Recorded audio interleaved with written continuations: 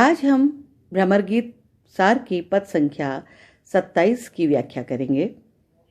गोपिकाओं और उद्धव के मध्य वार्तालाप है और गोपिकाएं अपने प्रेम मार्ग को उत्कृष्ट बता रही हैं।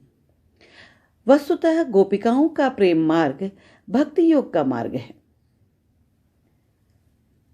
भक्ति एक प्रकार का योग ही है। गीता के 12वें अध्याय के दूसरे श्लोक में है, मय्या वेश्य मनो ये माम नित्य युक्ता उपासते श्रद्धया पर्योपेता ते में युक्त मत तमामताः। यानी जो अपना मन स्थिर कर मुझसे प्रेम करते हैं, परम भक्ति के द्वारा मुझसे सदा संयुक्त रहते हैं, वे मेरी दृष्टि में योग के पूर्ण ज्ञाता हैं। तो गोपिकाएं एक प्रकार का योग ही कर रही हैं, पर उनका योग अपेक्षाकृत सरल है।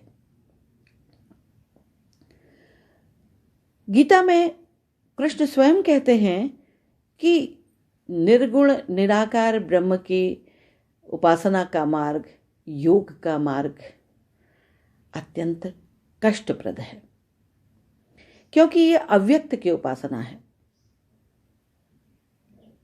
12वें अध्याय के 5वें श्लोक में उन्होंने स्वयं कहा है, क्लेशो अधिकतरस्तेषाम अव्यक्ता सक्तचेतसाम अव्यक्ता ही गतिर्दुःखम देहवत् भिर्वाप्यते।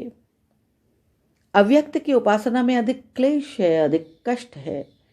शरीरधारियों के लिए उस अव्यक्त तत्व का पथ दुर्गम है। गोपिका इस बात को जानती हैं। वो निर्गुण निराकार की उपासना के समक्ष आने वाले समस्त व्यवधानों को समझती हैं और अपने को इस योग्य नहीं पाती। और एक दृष्टि में गोपिकाएं उद्धव से अधिक बुद्धिमान हैं। संभवतः उन्हें कृष्ण के इस वाक्य का पूरा ज्ञान है कि ये तो सर्वाणि कर्माणि मयि संन्यस्त मत्पराः अन्येनैव योगेन मां ध्यायन्तुपासते तेषामहं समुद्धर्ता मृत्यु संसार सागरात् भवामि न चिरात् पार्थ मय्यावेशित चेतसाम्।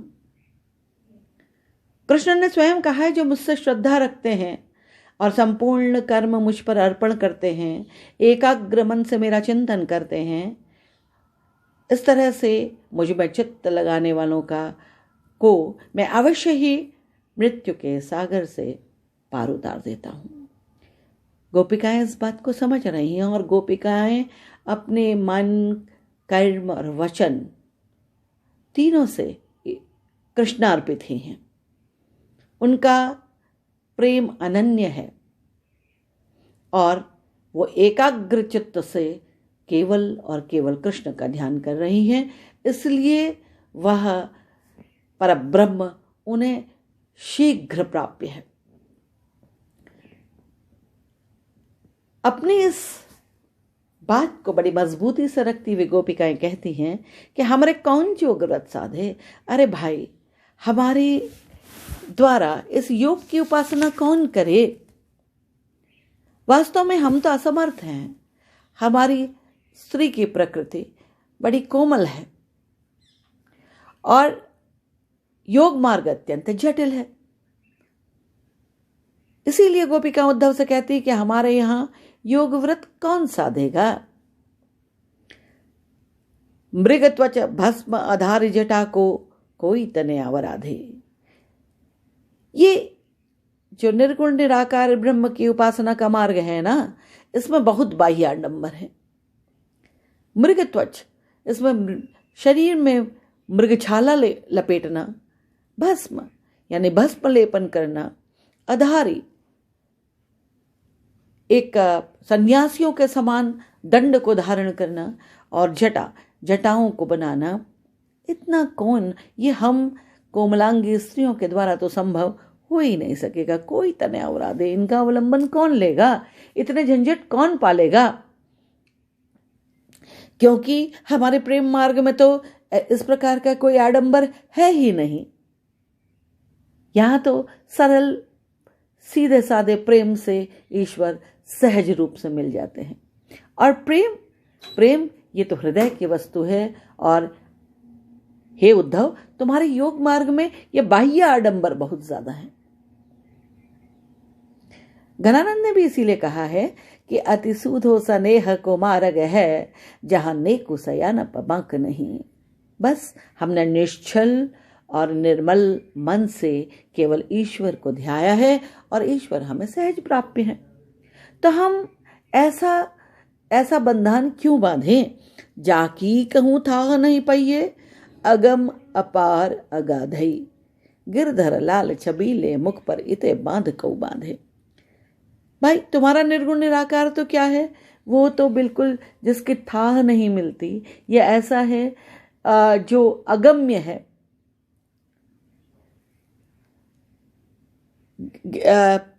थाह नहीं पाई है, जिसके कि हम सीमा नहीं पा सकते, जिसका को पार नहीं पा सकते, जो अगम्य है, जो अपार है, जो अगाध है।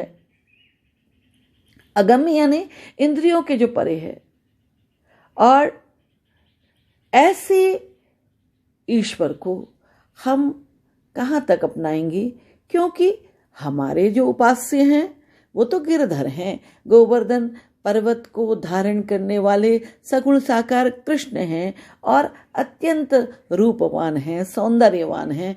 तुम्हारे ब्रह्म की तरह से अगम्य, अपार और अगाध नहीं हैं, हमारे इंद्रियों से सहज प्राप्य हैं वो। और जबकि तुम्हारा निर्गुण निराकार ब्रह्म इंद्रियों से ना देखा जा सकता है, ना समझा जा सकता है। तो ये तो मार्ग कितना कठिन है। और हमारे तो ये गिरधर लाल छबीले मुख पर इते बाध को बाधे, गोवर्धन पर्वत को धारण करने वाले जो ये श्री कृष्ण हैं, इनके मुंह पर इतने आडंबर कौन समझे माँ बांधेगा? इन्हें ब्रह्म समझकर हम ऐसे आडंबर क्यों बांधें?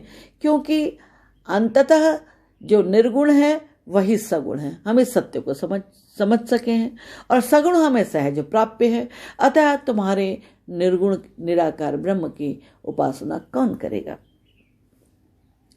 आसन पवन विभूति मृगछाला ध्यान अनेको अवराधई। तुम्हारा मार्ग कितना कठिन है, जहां आसन, प्राणायाम, पवन माने प्राणायाम, विभूति यानी भस्म धारण करना, भस्म लेपन, मृगछाला इसको पहनना, ऐसे और ध्यान करना, ऐसा कौन करेगा? ये सब पालना, ये सब नियम उपनियमों को पालना हमारे वश की बात नहीं है।